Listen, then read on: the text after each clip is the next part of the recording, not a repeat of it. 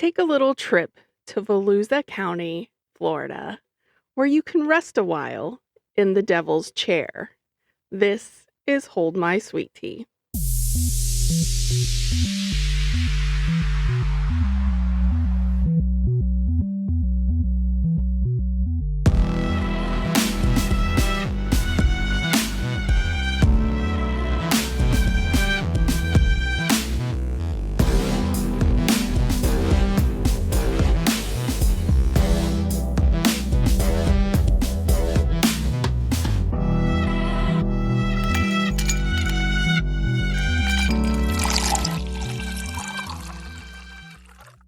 Hello, I'm Pearl.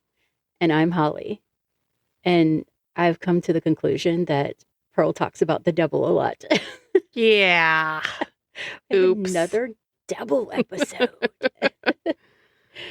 But, before we jump into that, again, I kind of did some deep digging into the possibility of a Houston serial killer because these bodies just keep showing up. I think the last body that had shown up, the college student in Houston, she was determined as a drowning. Okay. And her autopsy toxicology reports did show that she drowned. But my thing is, how do you have that many bodies that accidentally drown? They're saying a lot of them were like homeless people or people, that weren't strong swimmers. I'm like, it's a bayou. There's not a current in the bayou. No, a lot of it's pretty stagnant and gross. And they were like, there's 2,500 like miles of waterways throughout Houston and the surrounding areas. So are they all tributaries to this other That's what bayou? I'm saying. There's several different bayous, and they've been found in different bayous, but that's not saying that they all flow in Houston. Right. It's not saying that this particular person's going, I'm only going to put you in this bayou, not that bayou. I guess it's a bayou's a bayou. Convenience wherever they found the body. Yeah. They're just going to be like, boop. And because, of course, water is going to wash away a lot of the stuff and evidence, depending on how long it was in there.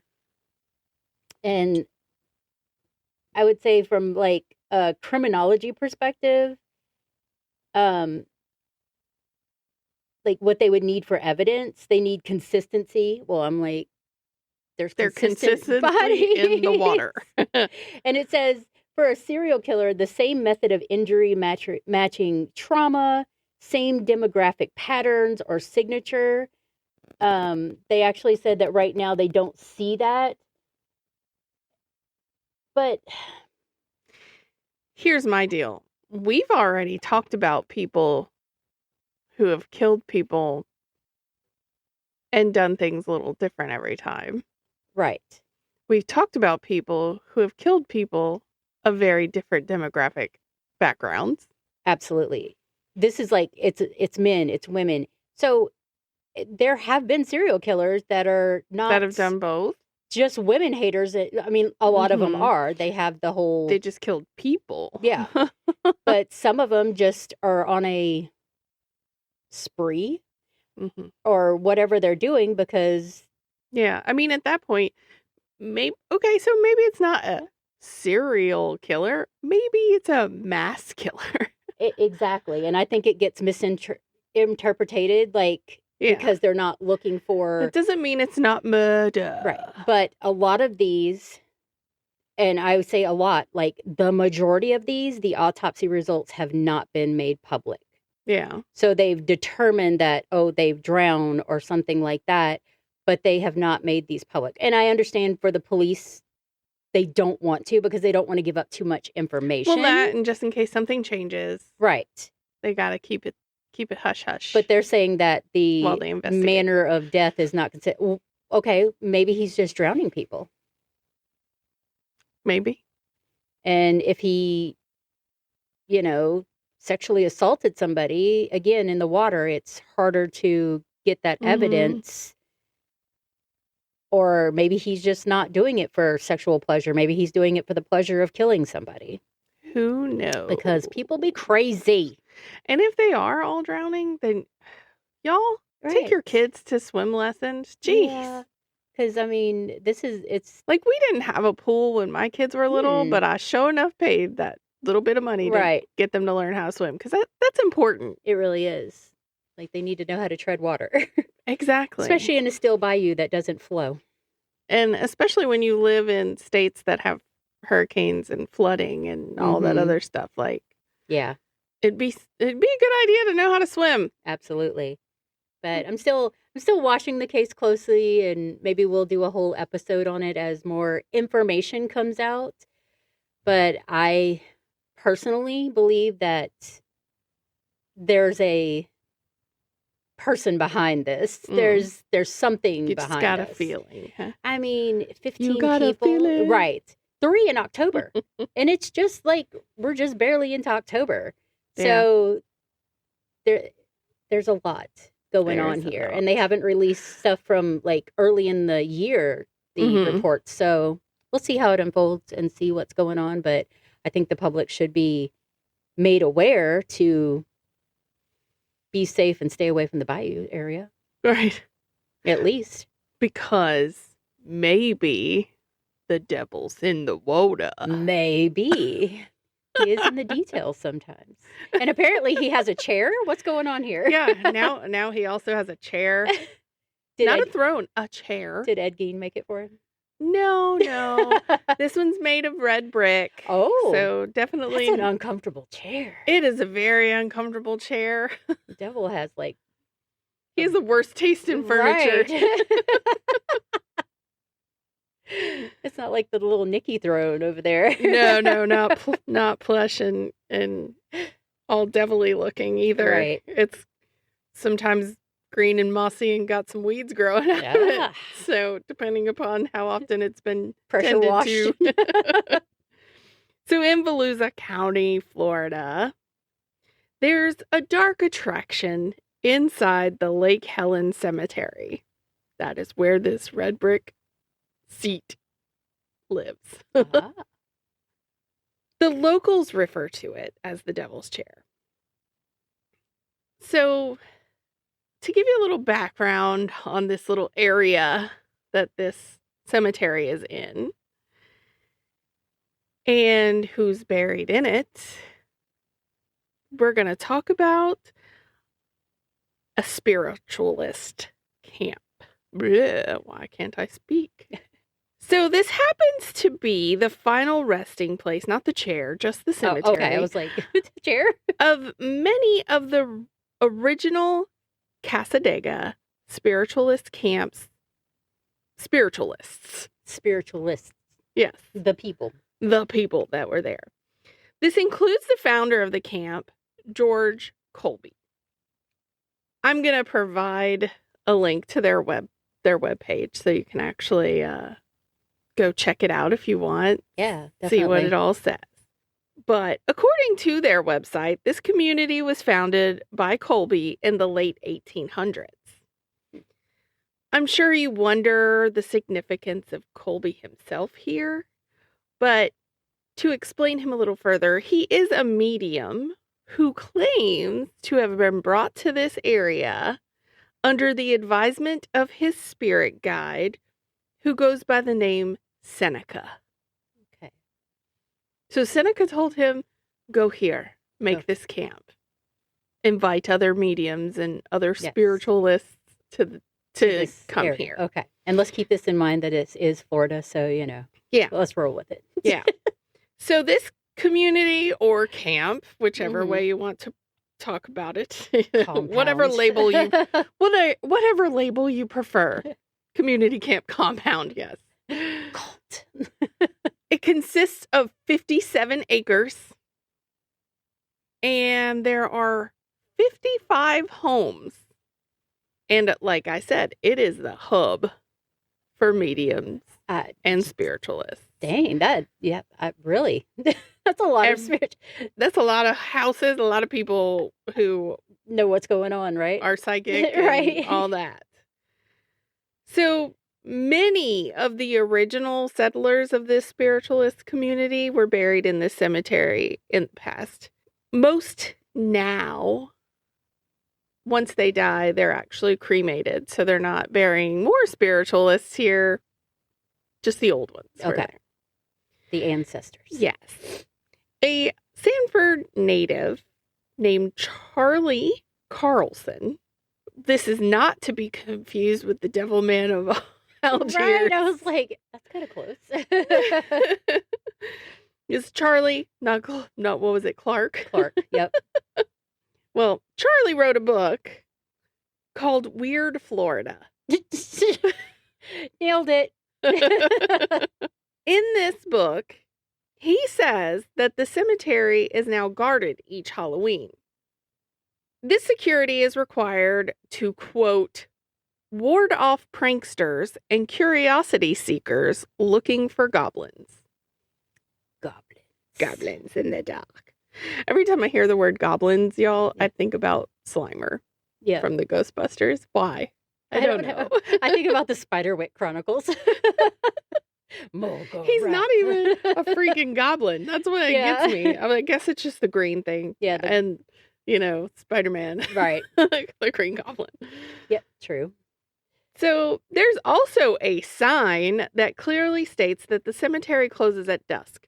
So if you're caught there at any time after 7 p.m., prepare yourself to be treated as a trespasser. Your butt's getting in trouble. Yup. So I'm sure everybody's like, why is it like this? Mm-hmm. What's the story, Morning Glory? Right. While this red brick seat looked like simply that, just a seat, if you so choose to occupy this chair at midnight, you will have a spooky companion. And you're also sharing that space. Yes, you're trespassing. And you cannot tell everyone that the devil made you do it. Right? Because he wasn't there till midnight. The devil himself will sit beside you. He will whisper in your ear, chilling you to the bone. There's even a possibility that when you sit, you will feel a weight pressing against you, almost as if you were the one who joined this ever-present figure that was just waiting for the next person to sit upon the seat. It is said that the devil also enjoys a cold beer, Holly. Bring him a 6-pack. And if one should be left in this seat, there will be an empty container sitting in the place you left it. Not a drop spilt. I wonder what his preference is. I don't know. Or is he not picky about the beer? So, obviously, this place is known as the psychic capital of the world for good reason. Right. There's a lot of them living there. The whole community. So the real question is, are people, including you, maybe drawn to this vortex of supernatural energy that resides beneath the earth there? Maybe it's like a spiritual nexus. Yeah. Who knows? So this bench sits between two graves. So while I'm sure the intentions were pure and they were meant to just have a place to sit as you grieve your lost loved ones, maybe now it's more like the biggest dare. Right. I dare you to go sit in the chair. An unspoken dare to just sit here. I'd be like, hold my beer. No, the devil's like, I'll hold your beer. Right. You would think it would be the only seat in the place. It's just the easiest accessible one. Because there are two others in this cemetery, much like it. One is white. The other one looks pretty much exactly the same. Mm-hmm. But no one sits in those because they're not as easily accessed as this one. Which is why this one became the devil's chair. Gotcha. Okay. The beer myth is especially popular here. There actually was a nearby brewery that was located in Winter Springs that released a devil's chair drink. Ah. They are no longer around. I will also share that photo with you for our little vid. But they're no longer open. They closed their doors in 2019. A Reverend Lewis Gates of the spiritualist camp now says there's truth to the beer myth after all. It just may not be what you expect. Reverend Gates told News 6 that, quote, people used to come here and get drunk and come out to the graveyard, put their beer on a tombstone. They would put their beer next to tombstones, next to the chair, think the devil's going to drink the beer. But it wasn't the devil drinking the beer. It was us teenagers. They, of course, put the can back, feeding the beliefs to the people who had left it behind. Right. They're like, free beer in the graveyard. Yes. Which then just continued the myth that the devil himself enjoyed a cold one. Right. He even told News 6 that they would enjoy scaring people from time to time. So they'd be out there a little earlier in the evening. Right. And he said, we'd pop the beer really to just sort of make that noise. Yeah. And he said, you would see the people turn around and we were hidden. So no one could see us. And they would just run off. Right. They're like, you're not going to get me, devil. He said, so we got quite a lot of beer. Right. Like, thanks for the beer. As is the case in many of these stories that we share, vandalism at the cemetery has led to fencing being put up and, of course, the curfew that's been implemented. The Devil's Chair is located in the Thatcher family's burial plot.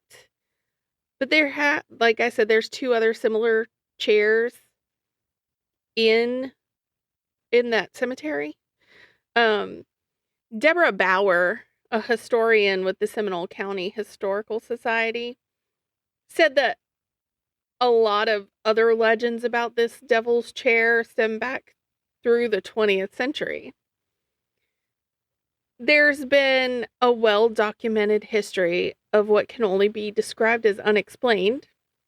People have taken photos where there's energy orbs. Paranormal psychologists have gone out with equipment to see what they can get. And they say there is a substantial amount of activity. Well, I mean, you got a bunch of psychics buried there, so maybe so. Maybe so. Of course, they still say the legend is nothing more than simply a legend. A legend, yeah. But, like I said, there's like 3 mourning chairs is what they actually are. And one is near, like, in the white one that I was talking about. It's like a brick chair, and then it's got like a little wall that goes around the graves that are inside where this chair is, and there's little gated entrance. So like I said, that one's not very as easy accessible. But the grave of John Albert Clarkson, who died in 1917 before even reaching a year old, his little grave is in there, and people leave toys for him all the time, which I think is sweet. But personal experiences and stories get passed down over time, and they get warped and exaggerated, much like when you play telephone. Yes. And it becomes a fun urban legend, but also a cautionary tale, you know. But then everybody's got to like personalize it and be like, "Oh, I was there. This is what happened to me," and it didn't. Right. You ever drank a cold one with the devil in the pale moonlight? Right. And they say that people come at Halloween and try to get in there every year, despite all the guards and the curfew. So they constantly have to keep it blocked off. And so if you want to visit it, you can visit it during the day. You can take pictures, but be respectful. Yeah. For crying out loud. So like they say, visitors are always welcome, but don't be a jerk. Yeah, absolutely. Absolutely. So yeah, why was this devil chair created to begin with? And where did the legend come from? Like, who started it? Yeah, somebody started it. Who and then, started it? Yeah, a bunch of teenagers. Right? Having fun. But of course, like I said, I feel like it gets to a point, like, it's very sad that they have to, like, build all these fences and block it off. So this cool thing that everybody wants to go see, they can't see because somebody has to be dumb and be disrespectful. And vandalize. They can't even read the tombstones for the other one that's red brick. That's not the Thatcher family one. It's the other one. They can't even read who it belongs to anymore. Yeah. Because of stuff like this. Right. Because people have no respect for the dead. Like, it's bad enough that weathering happens, but to also end up being, like, damage due to just people being stupid. Yeah. Drunks. Yep. Most likely. Or people looking to get drunk because they know there's free beer in there. So I keep talking about the devil, but I also keep telling y'all he ain't real. Right. You know who's not the devil? Who's not the devil? Patty Selzada. Yeah. Nothing of the sort. She's an angel. Sent from heaven. Yes. To make our theme music. And she posted more pictures of the bebe. Yeah, I saw. I was like, he's so cute. Like, he's not a baby anymore. No, toddler. Toddling along. Cute baby. Yes. We love baby pictures. Well, our friends' babies' pictures. Yeah. And if you have any devil stories, bring them on. You can send them to steeped@holdmysweetie.com. Or message us on social media. Yes, we're everywhere. Like, literally. We're everywhere we don't want to be. Right. And I know, a lot of people are brought over from the TikTok. So message on the TikTok. Yeah. Because that gets us out there more. And the more you interact, the more people see us. Yes. Thank you. Preach. Thanks for coming to my TED Talk. And as always, Hold My Sweet Tea is a Drunken Bee production. Bzz. And you guys remember to stay safe out there. And just because we're dipping doesn't mean you can't keep sipping. Bye.